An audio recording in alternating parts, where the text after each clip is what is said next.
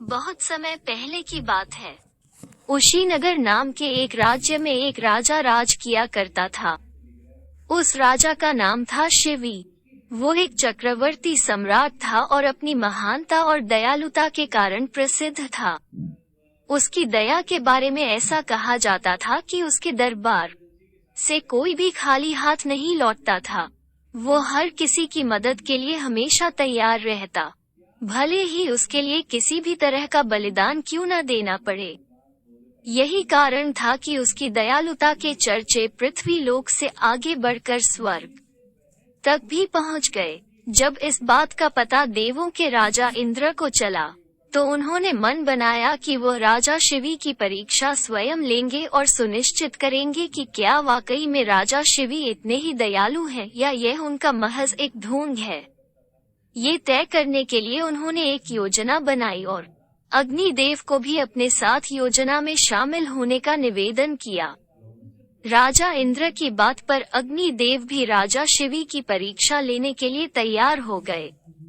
फिर क्या था, राजा इंद्र ने एक बाज का रूप धारण किया और अग्नि देव ने एक कबूतर का। दोनों राजा शिवी के दरबार की ओर चल दिए।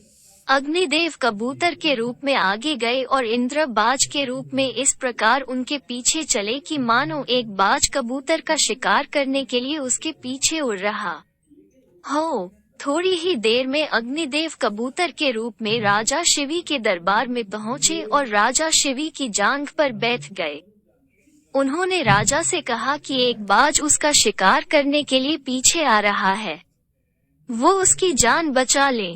कबूतर की यह बात सुनकर राजा ने कहा, बिल्कुल भी चिंता न करो, मेरे होते हुए वो बाज तुम्हारा कुछ भी बिगाड़ नहीं पाएगा। मैं तुम्हारी रक्षा करने का वचन देता हूँ। राजा के वचन देते ही बाज के रूप में इंद्रदेव भी शिवी के दरबार में पहुंच गए। उन्होंने राजा शिवी से कहा कि वो कबूतर मेरा शिकार है, उसे मारकर वो अपनी और अपने बच्चों की भूख मिटाएगा।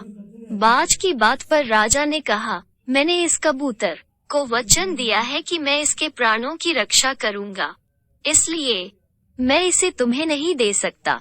राजा की यह बात सुनकर बाज बोला, अगर आप इसे मुझे नहीं देंगे तो मैं और मेरे बच्चे भोजन के अभाव में भूखे रह जाएंगे, इसलिए इसे तो आपको देना ही होगा। बाज की यह बात सुन राजा शिवी थोड़ी देर सोच में पड़ गए और कुछ विचार करने लगे। कुछ देर विचार करने के बाद राजा शिवी ने बाज से कहा, अगर मैं तुम्हें इस कबूतर के वजन के बराबर मांस दे दूं, तो तुम्हारी और तुम्हारे बच्चों की भूख मिट जाएगी। ऐसे में इस कबूतर के प्राण भी बच जाएंगे और मेरा वचन भी बना रहेगा। राजा की इस बात पर बाज के रूप में आए इंद्रदेव राजी हो गए, लेकिन उन्होंने राजा के सामने एक शर्त रख दी। बाज ने कहा, महाराज मैं तैयार हूँ, लेकिन आपको कबूतर के वजन का मांस अपने शरीर से देना होगा।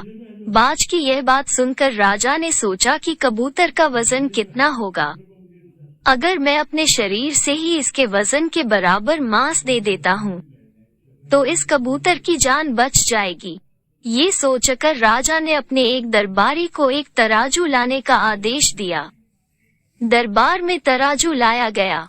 राजा ने तराजू के एक पलड़े पर कबूतर को रखा और एक चाकू से अपनी जांघ से एक टुकड़ा काट कर तराजू के दूसरे पलड़े पर रख दिया, लेकिन तराजू तनिक भी नहीं हिला।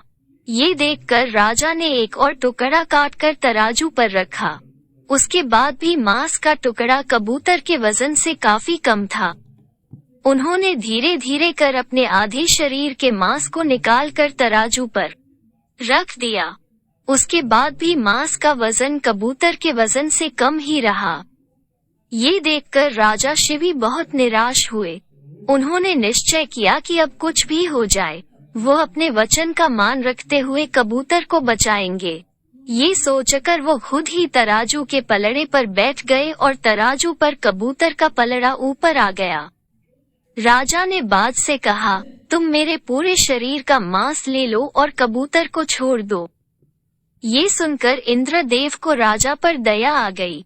इंद्र और अग्निदेव अपने असली रूप में आए और कहा, राजा शिवी, हम आपकी परीक्षा लेने आए थे और आप इस परीक्षा में सफल रहे।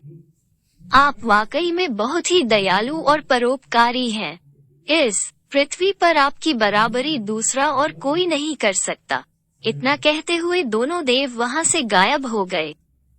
शिवी चक्रवर्ती की कहानी से सीख। शिवी चक्रवर्ती की कहानी से सीख मिलती है कि इंसान को किसी भी हाल में दया और परोपकार का साथ नहीं छोड़ना चाहिए, क्योंकि जिसमें दया और परोपकार वास करता है, भगवान भी सदैव उसकी मदद के लिए तैयार रहते हैं।